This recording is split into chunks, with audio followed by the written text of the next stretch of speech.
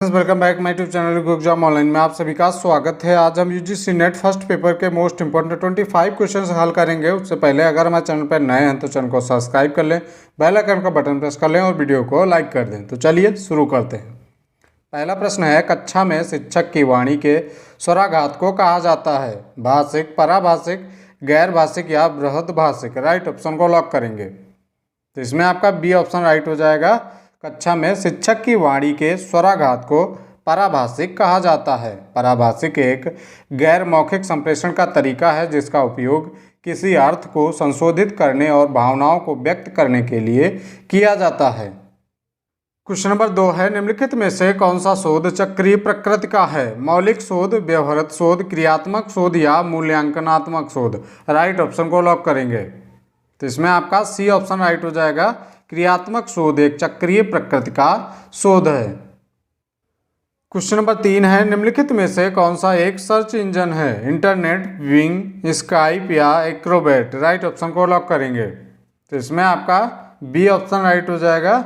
Wing एक search engine है। Search engine internet पर किसी भी विषय के बारे में संबंधित जानकारियों के लिए प्रयोग किया जाता है।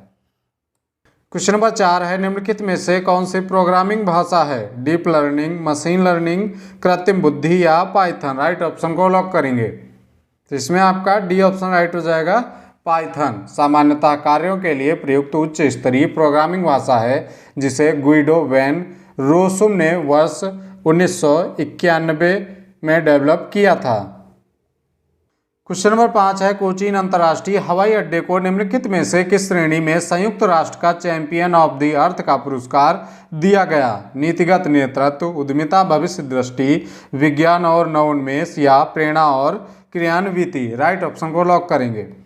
इसमें आपका बी ऑप्शन राइट हो जाएगा। उद्यमिता, भविष्य दृष्टि। कोचीन अंतर्राष्ट्रीय हवाई अड्डे को सितंबर 2018 में उद्यमिता भविष्य दृष्टि श्रेणी में संयुक्त राष्ट्र का सबसे बड़ा पर्यावरण पुरस्कार चैंपियन ऑफ द अर्थ दिया गया।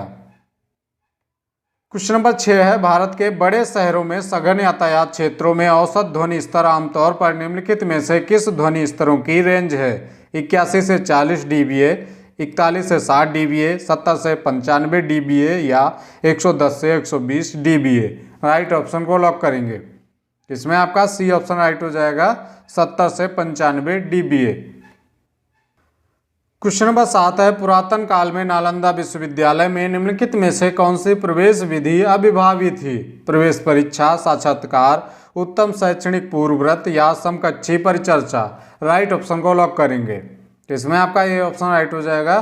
पुरातन काल में नालंदा विश्वविद्यालय में प्रवेश परीक्षा विधि अभिभावी थी। इसमें सभी विषयों की पुस्तकों का एक विशाल संग्रह था। इसमें छात्रों का प्रवेश कठिन था। प्रवेश के लिए पंडित के द्वारा प्रवेश परीक्षा ली जाती थी। इसमें सफल विद्यार्थी को प्रवेश दिया जाता था। क्वेश्चन नंबर 8 है, निम्नलिखित में से किसमें इस बात पर बल दिया गया कि शिक्षा का प्रबंधन अत्यधिक बौद्धिक शक्ति, गंभीरता एवं नवाचार तथा सृजनशीलता के लिए अपेक्षित स्वतंत्रता के परिवेश में किए जाने की आवश्यकता है? राष्ट्रीय शिक्षा नीति 1965, राष्ट्रीय शिक्षा नीति 1986, नीति आयोग 3 वर्षीय कार्य योजना या प्रारूप राष्ट्रीय शिक्षा नीति 2019? राइट ऑप्शन को लॉक करेंगे। तो इसमें आपका बी ऑप्शन राइट हो जाएगा। राष्ट्रीय शिक्षा नीति 1986। राष्ट्रीय शिक्षा नीति 1986 में इस बात पर बल दिया गया कि शिक्षा का प्रबंधन अत्यधिक बौद्धिक शक्ति, गंभीरता एवं नवाचार तथा सृजनशीलता के लिए अपेक्षित स्वतंत्रता के परिवेश में किए जाने की आवश्यकता है। क्वेश्चन नंबर 9 है, निम्नलिखित में से कौन सा संगठन राष्ट्रीय महत्व के संस्था होने के साथ साथ सभी विश्वविद्यालयों के लिए उभयनिष्ठ प्लेटफॉर्म उपलब्ध कराता है? विश्वविद्यालय अनुदान आयोग, एसोसिएशन ऑफ इंडियन यूनिवर्सिटीज, दूरस्थ शिक्षा परिषद या भारतीय उच्च अध्ययन संस्थान? राइट ऑप्शन को लॉक करेंगे। तो इसमें आपका बी ऑप्शन राइट हो जाएगा। एसोसिएशन ऑफ इंडियन यूनिवर्सिटीज या भारतीय विश्वविद्यालय संघ राष्ट्रीय महत्व की संस्था होने के साथ साथ सभी विश्वविद्यालयों के लिए उभयनिष्ठ प्लेटफॉर्म उपलब्ध कराता है। इसे सोसाइटी पंजीकरण अधिनियम 1860 में इसकी स्थापना हुई थी। क्वेश्चन नंबर 10 है, एक अध्यापक विद्यार्थियों के अधिगम की कठिनाइयों को ज्ञात करना चाहता है, निम्नलिखित में से किस परीक्षण का उपयोग किया जा सकता है? संकलनात्मक परीक्षण, निर्माणात्मक परीक्षण, निष्पादन परीक्षण या नैदानिक परीक्षण? राइट ऑप्शन को लॉक करेंगे। तो इसमें आपका डी ऑप्शन राइट हो जाएगा, नैदानिक परीक्षण। एक अध्यापक विद्यार्थियों के अधिगम की कठिनाइयों को ज्ञात करना चाहता है तो वह नैदानिक परीक्षण का उपयोग कर सकता है।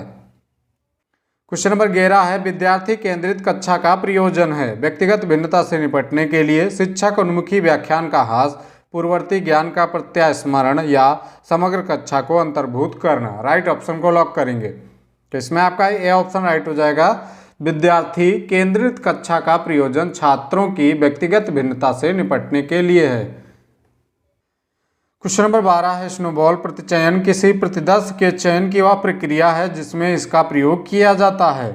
नेटवर्क, समूह, स्नोबॉल या कंप्यूटर प्रोग्राम?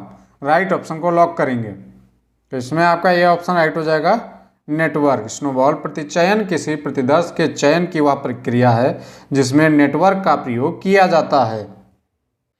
क्वेश्चन नंबर 13 है, निम्नांकित में से किस शोध प्रतिमान में प्रतिभागियों के परिप्रेक्ष्य के अनुसार यथार्थ की व्याख्या देने को महत्वपूर्ण माना जाता है? प्रयोगात्मक शोध, कार्योत्तर शोध, निर्जाति वर्णन विषयक शोध या सर्वेक्षणात्मक शोध? राइट ऑप्शन को लॉक करेंगे। इसमें आपका सी ऑप्शन राइट हो जाएगा, निर्जाति वर्णन विषयक शोध। निर्जाति वर्णन विषयक शोध प्रतिमान में प्रतिभागियों के परिप्रेक्ष्य के अनुसार यथार्थ की व्याख्या देने को महत्वपूर्ण माना जाता है।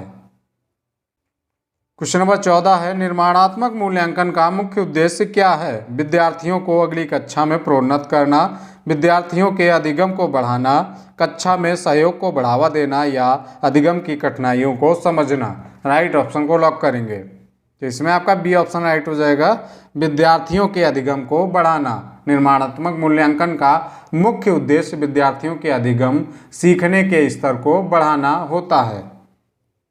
क्वेश्चन नंबर 15 है, आवाचिक संप्रेषण मुख्यतः होता है यांत्रिक, समआवयवी या असंरचित या संरचित? राइट ऑप्शन को लॉक करेंगे। तो इसमें आपका सी ऑप्शन राइट हो जाएगा, असंरचित। आवाचिक संप्रेषण मुख्यतः असंरचित होता है। आवाचिक संप्रेषण में किसी भी प्रकार के भाषागत शब्दों का प्रयोग नहीं किया जाता, अतः यह असंरचित होता है।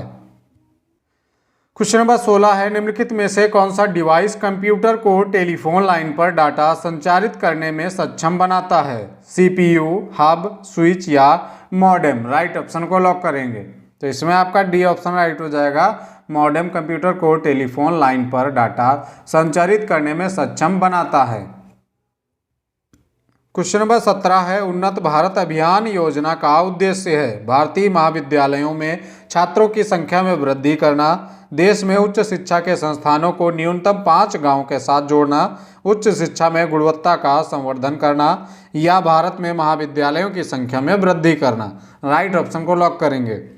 तो इसमें आपका बी ऑप्शन राइट हो जाएगा, उन्नत भारत अभियान योजना का उद्देश्य देश में उच्च शिक्षा के संस्थानों को न्यूनतम 5 गांवों के साथ जोड़ना है। क्वेश्चन नंबर 18 है, निम्नलिखित में से किस आयोग समिति ने भारत की स्वतंत्रता के बाद शिक्षा के सभी स्तरों पर ध्यान दिया? राधाकृष्णन आयोग, मुदालियर आयोग, कोठारी आयोग या आचार्य राममूर्ति समिति? राइट ऑप्शन को लॉक करेंगे। तो इसमें आपका सी ऑप्शन राइट हो जाएगा, कोठारी आयोग। कोठारी आयोग ने भारत की स्वतंत्रता के बाद शिक्षा के सभी स्तरों पर ध्यान दिया है। क्वेश्चन नंबर 19 है, गैर नवीकरणीय संसाधनों का समुच्चय चुनिए।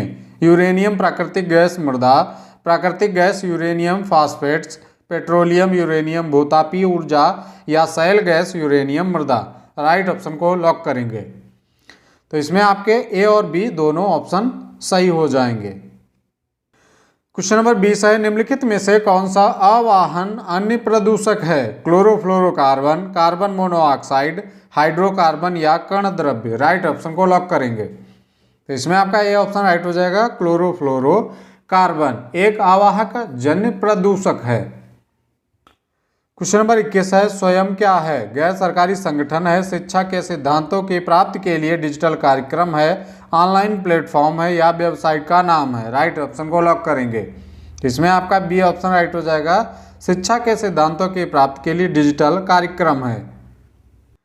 क्वेश्चन नंबर 22 है, शिक्षा की गुरुकुल प्रणाली का क्या उद्देश्य रहा है? समानता और उत्कृष्टता को बढ़ावा देना, अधिगम में तनाव को न्यून करना, भावी अधिगम के लिए सशक्त बनाना या स्वयं सहायता को प्रोत्साहित करना। राइट ऑप्शन को लॉक करेंगे। तो इसमें आपका ए ऑप्शन राइट हो जाएगा।